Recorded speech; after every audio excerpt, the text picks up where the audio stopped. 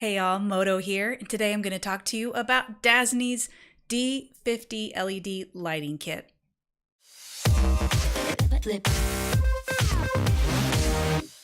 So the awesome peeps over at Dazzne sent me two LED light panels, two tripods, and a remote. To kick this off, this is definitely not going to be a super technical lighting review. I am by no means any sort of lighting expert. This is coming from the perspective of a streamer who is on a budget.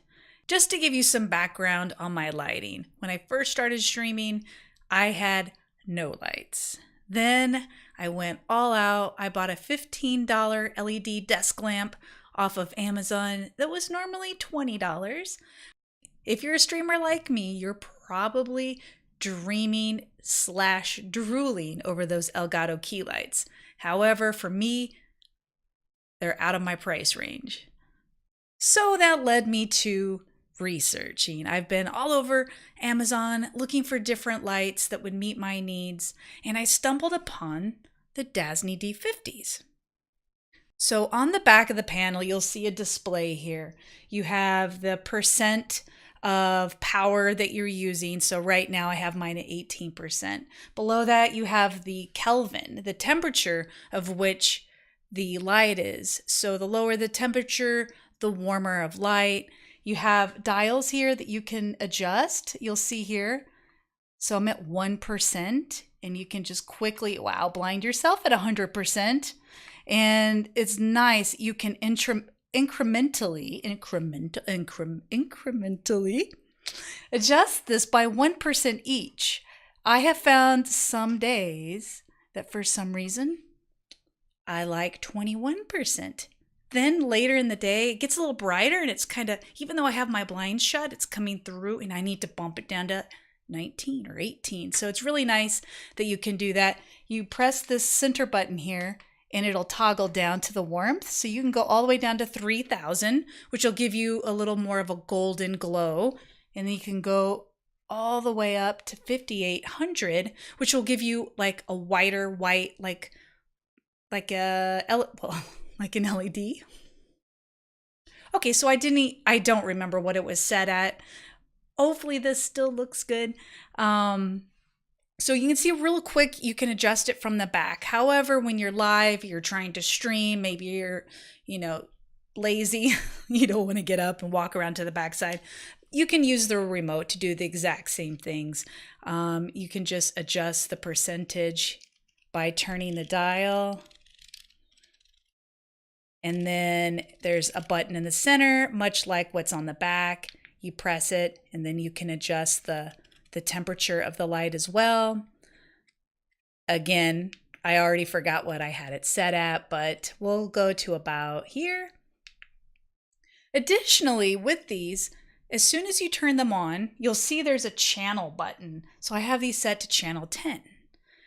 Now, if you would like both of these to change at the same time together in unison, all you have to do is make sure they're both set to channel 10. That way, anything I'm changing on this one is changing on that one. If you wanted them to be independent, all you would have to do is change the channel so that one channel was maybe channel 5 and the other light was on channel 7, and then you could change them individually. Or if you had 3 lights, you could set 2 of them to channel 10.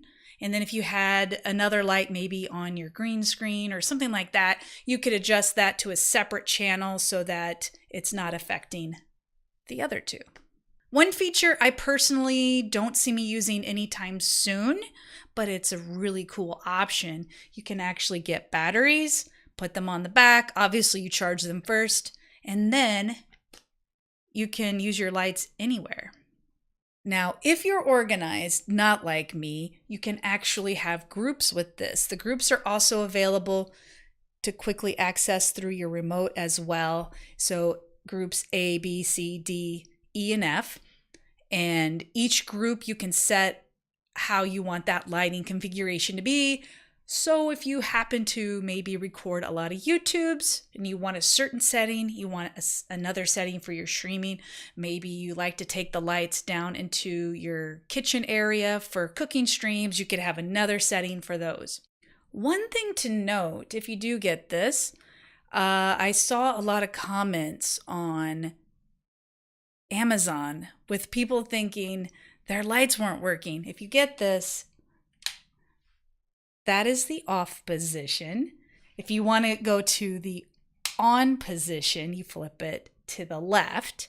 But if you're going to use batteries, then you would flip it to the right. So that is one little thing to keep in mind. I did mention earlier that you can adjust all of the settings. One thing I forgot to mention is that when you turn your remote off, it does not turn off the lights. So you do have to get up and actually flip the switch on your lights if you would like to turn them off and or on. One thing with the remote, sometimes when you first turn it on, it doesn't automatically sync with whatever settings you have on your lights. I have found if I go ahead and reset it on the remote to match, they resync somehow and it's fine for the rest of the day. I don't know if there's some sort of time period that it forgets or disconnects or something like that, but if I've had my stream lights off for, a day, sometimes it forgets, sometimes it doesn't. I'm not sure what that's about. Also, sometimes it shows I don't have very much battery, and then other times I have more. This is what the tripod looks like that it comes with. You can adjust it to just about any height you would need. I have one reservation about this, and you'll see here the way the panel attaches to the tripod, I think is the only thing with these lights that I haven't liked. I was hoping that it used the 1/4 adapter. Then I could buy a monopod with an adapter to clip on my desk, and it would mimic almost exactly the Elgato Key Lights. I'm okay with the tripod. I was just really hoping for that clean look of clipping it onto my desk. If you look at the bottom, there is no way to attach it to the normal quarter input that you would use for like a tripod. So with this, all you have to do is loosen the knob. You can rotate it in any direction, lock it in. Additionally, if you would like to adjust the angle, you can lock it in to just about any direction that you would like. As a content creator who does not have air conditioning, it is extremely important that I do not create any more additional heat to my streaming setup. It gets very warm in my office. Right now, I had to shut the window to avoid any sort of external noises. And I am getting a little bit warm. However, what I will say is that I don't feel like these lights put out any heat as you would expect. I think there might be like just the slightest bit of warmth. Actually, no. I mean, these have been on for a while. I haven't noticed any warmth, which is great. For 2 of the Dazzne D50 light panels with tripods, you can get them both total for $169.99. When I was looking for an Elgato Key Light, it was running $200 for one. So you can get 2 panels, 2 tripods for $169. Additionally, though, if you would like to get the remote, it is separate. It runs about $30. I will put links to both items in the comments. I do not make any money on this or anything like that. This is just to help you out if you're looking to research and find out more about these lights. All right, so now I have both of my lights back in place. This is approximately how I run my lighting when I am streaming with my green screen. Actually, let's change it out. All right, so here is my, like, an average scene on my stream when I'm frozen on a screenshot because I'm not actually playing.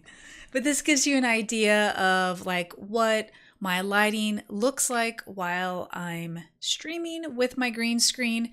And if I decide like I'm too washed out, I'm too bright, I can just on the fly use the remote and, whoa, that made it brighter. But then I can darken it a little if needed. Also, you have to remember, like, I can actually adjust some of this within my software as well to make sure that I'm getting the look that I want and everything like that. So hopefully that gives you an idea of what it might look like if you do use a green screen. And I do want to note, I have 2 small LED lights that are lighting my Elgato green screen so that it helps not create those dark, you'll get those dark spots back there sometimes if you don't have it lit. Poof! We're back into the real world and I'm leaving the green screen up because I forgot to take it down. If you have any questions about the Dazzne D50 light kits, feel free to post your questions in the comments below. Again, I'm not super technical, but I will try my best to answer your questions or at least point you into the right direction.